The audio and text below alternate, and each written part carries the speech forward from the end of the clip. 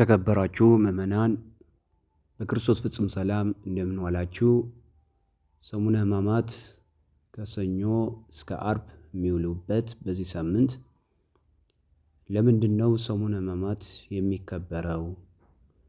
እንዲሁም ደግሞ ከእሁድ ከሰዓት ያለውን በተኩል 5 ቀን ተኩል ያለውን እስከ አርብ ማለት ነው ሰሙነ ሕማማት በኢትዮጵያ ኦርቶዶክስ ተዋሕዶ ይከበራል። በዚህም ሰሙነ ሕማማት እግዚአብሔር ለሰው ልጆች ያለውን ፍቅር ስለተገለጠበት፣ የመስዋዕትነት ሥራ ስለተሰራበት፣ የሰው ልጆች ድህነት ስለተፈጸመበት፣ መድኃኔዓለም በመስቀል ተሰቅሎ ለእኛ ቤዛ መሆኑ በስፋት ስለሚነገርበት ቅዱስ ሳምንት ተብሎ ይጠራል ማለት ነው። በተጨማሪ የመጨረሻ ሳምንትም ተብሎ ይጠራል። ይኸውም ጌታችን አምላካችን መድኃኒታችን ኢየሱስ ክርስቶስ በዚህ ዓለም በመዋዕለ ሥጋዊው ለፈጸማቸው የቤዛነትና የአርአያነት ተግባራት ፍጻሜ በመሆኑም ነው። በዚህ ልዩ ሳምንት ካህናትና ምእመናን በነግህ፣ በሰልስት፣ በቀትር፣ በትስዓትና በሰርክ ወደ ቅድስት ቤተ ክርስቲያን በመጓዝ ስለ ጌታችን ኢየሱስ ክርስቶስ ሕማማተ መስቀል የሚያዘክረውን ምዕራፍ ከቅዱሳን መጻሕፍት በማንበብና በመጸለይ ሕማሙንና ሞቱን ይዘክራሉ ማለት ነው። ቅዱስ ያሬድ በመጨረሻው ሳምንት በየዕለቱ በጌታችን ኢየሱስ ክርስቶስ ላይ የተፈጸመውን ነገረ መስቀል በተመለከተ ያዘጋጀውን መዝሙር ይዘምራሉ። አብዝተውም ስግደት ይሰግዳሉ። ሰሙነ ሕማማትን ከሌሎች የአብይ ጾም ሳምንታት ልዩ የሚያደርገው ሥርዓት አለ ማለት ነው። የኦርቶዶክስ ተዋሕዶ አብያተ ክርስቲያናት ሥርዓትና ደንብ መሠረት በሰሙነ ሕማማት ከጸሎተ ሐሙስ በስተቀር ቅዳሴ አይቀደስም፣ ስብሐተ ነግህ አይደረስም፣ ጸሎተ ፍትሐትም አይጸለይም፣ ጸሎተ አስተሰርዮም አይደረግም ማለት ነው። ጥምቀት ክርስትናም አይፈቀድም። ከላይ የተዘረዘሩት የቤተ ክርስቲያን ሥርዓቶች አስቀድሞ በዕለተ ሆሳዕና ይከናወናሉ ማለት ነው። በተጨማሪ ማንኛውም ክብረ በዓል በዚህ ሳምንት ቢውል ከትንሣኤ በኋላ ይከበራል ማለት ነው። ይህም በኦርቶዶክስ ተዋሕዶ አብያተ ክርስቲያናት ዘንድ የጸና ኦርቶዶክሳዊ ሥርዓት ነው።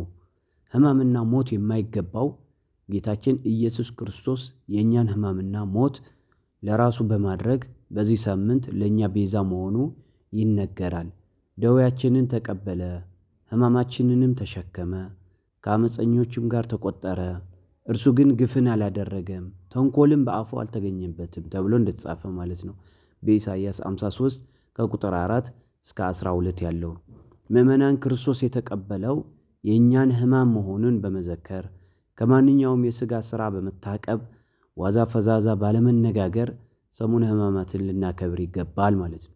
ብድራትን የማያስቀረው አምላካችን እግዚአብሔር መተላለፋችንና በደላችንን በመደምሰሱ የመንግሥቱ ወራሽ አድርጎናልና።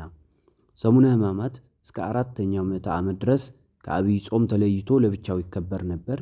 በኋላ ግን በባሕረ ሐሳብ ቀመር መሠረት ጾሙም ሕማማቱም ትንሣኤውም ተከታትለው እንዲከበሩ ተደረገ።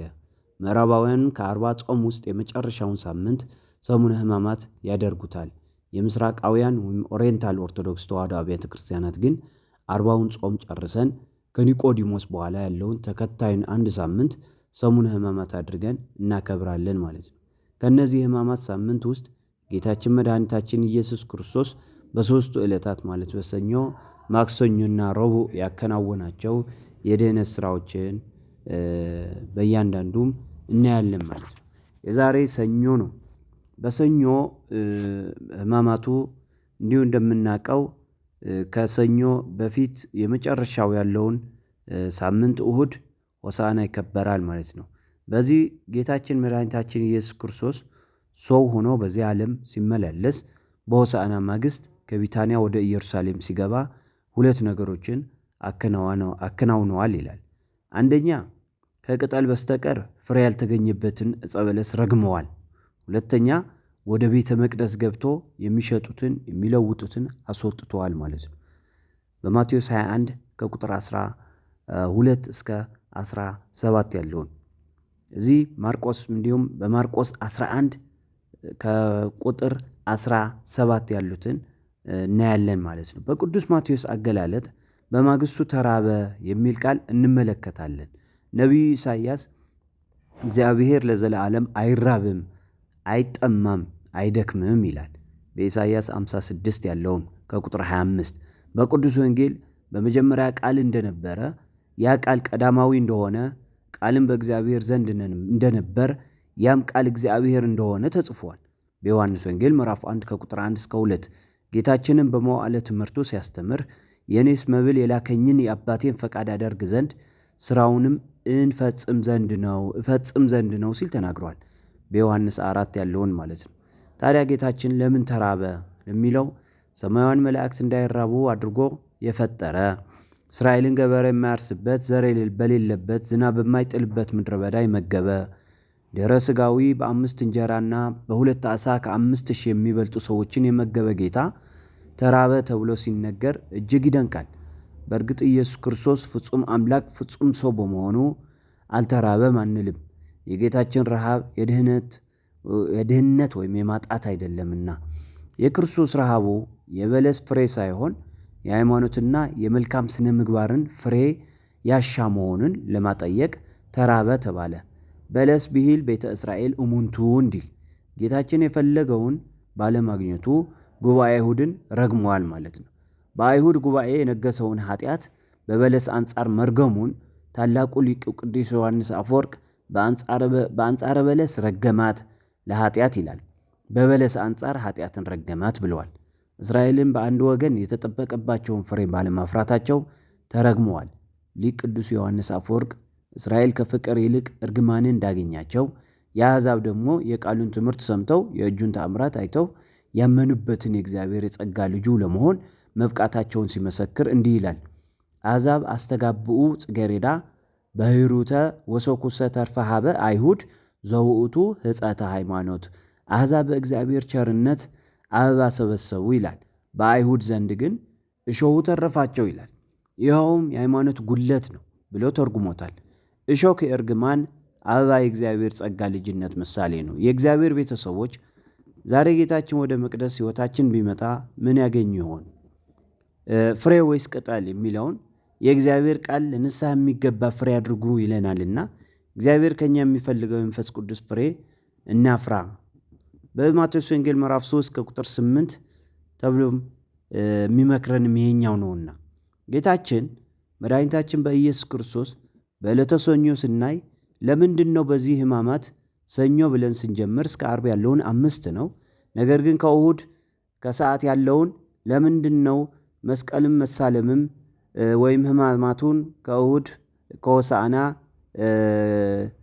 ከሰዓት ያለውን ለምንድን ነው የሚጀምረው ካልን ምክንያቱ አንድ ቃል ጌታችን መድኃኒታችን ኢየሱስ ክርስቶስ በቢታንያው በሆሳዕና በሚከበርበት ጊዜ ሆሳዕና ማለት የዳዊት ልጅ አሁን አድን ናና አድነን ማለት ሲሆን ትርጉሙ በዛኛው በሚጮህበት ሰዓት ፈሪሳውያን በቅናት ተነሳስተው ጸሐፍት ፈሪሳውያን ሕዝቦችን ዝም አሰኛቸው ብለው ሲጠይቁት እንግዲህ ሕዝቦቼ ወይም ሕፃናቱ እንኳን ጭምር ዝም ቢሉ ድንጋዮች እንኳን ተነስተው ያመሰግኑኛል ብሎ በተናገረው ቃል ድንጋዮችም ሲያመሰግኑት ተመልክተዋል ይላል።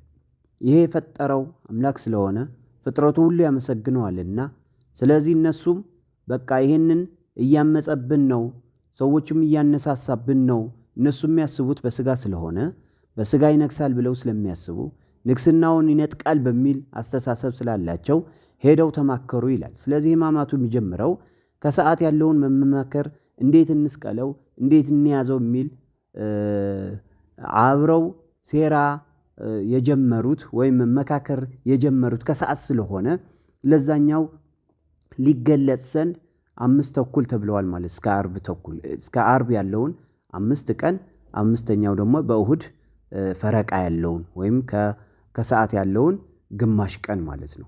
በሌላ አጠራር ለአዳም ከ5 ቀን ተኩል መጥቼ ከልጅ ልጅ ተወልጄ አድንሃለሁ የሚል ቃል መሰረት በእኛ 1 ቀን በእኛ 1000 በእግዚአብሔር 1 ቀን እንደሆነ የሚታወቅ ሲሆን ለዚህኛው ደግሞ ትርጓሜው ከ5 እግዚአብሔር ደግሞ ሰዓቱ ዝልፍ ሳያደርግ በሰዓቱ መጥቶ ያዳነ ስለሆነ በጊዜው መጥቶ በገባለት ቃል ያዳነ ስለሆነ በዛኛው በ5 ቀን ተኩል እግዚአብሔር አዳነን ለማለት 5500 ዘመን የቆጠረውን ይህንን 5 ቀን 5 ተኩል በማለት ቅድስት ቤተክርስቲያናችን ሕማማት አድርጋ በዛኛው ታከብረዋለች ማለት ነው።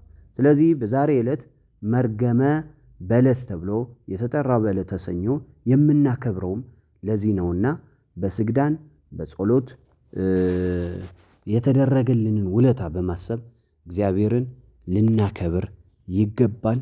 ወስብሐት ለእግዚአብሔር።